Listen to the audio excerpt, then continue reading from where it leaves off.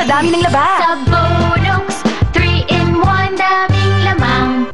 Ay, palagi talaga siyang sagabal sa akin. Anong amoy na yun?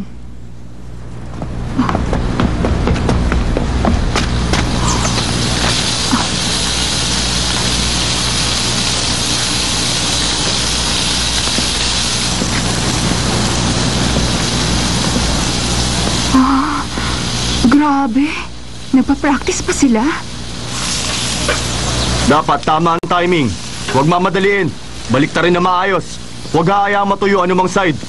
Okay? Yes, sir. Yes, sir. Sige nga, subukan mo nga ang lasa. Ayan, tignan mo. Mainit eh, pero ayos yung luto.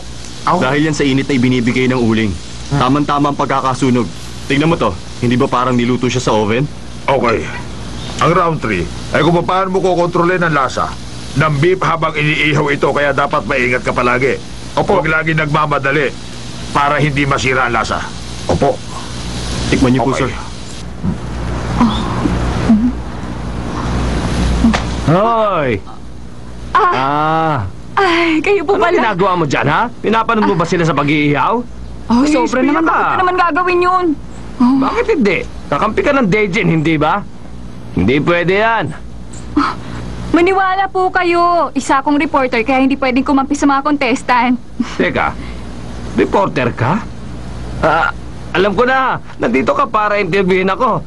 Medyo busy ako eh. Una mo na lang ako ng picture. Sira yung camera ko eh. Next time na lang pag nagawa na. Teka, sandali lang. Ayoko sanang sabihin sa'yo to eh. Kaya lang marami akong nalalaman. Ha? Tungkol sa naging laban ninyo kay Mr. Kang. Eh ano? Naguguluhan kasi ako sa nalaman ko. Akala ko pa naman noon mabait ka. Kaya lang nawala ng respeto ko sa'yo.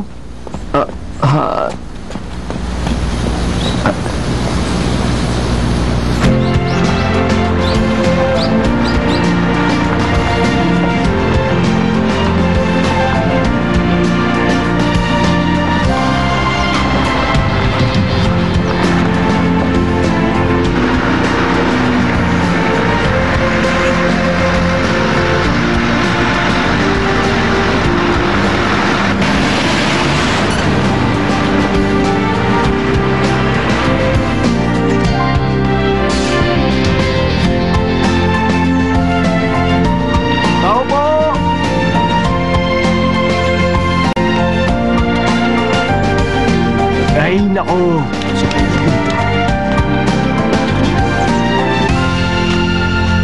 Manong! Kayo po ba si Mr. Kilyong?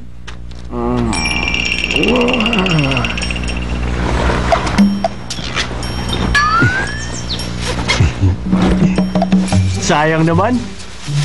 May dala pa naman akong alak para kay Mr. Kilyong.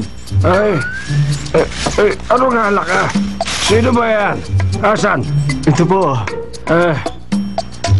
Gusto ko po sanang bumili ng uling nyo.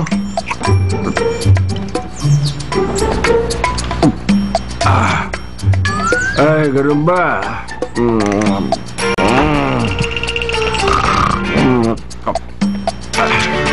Nako, ang tindi pala nito sa alak.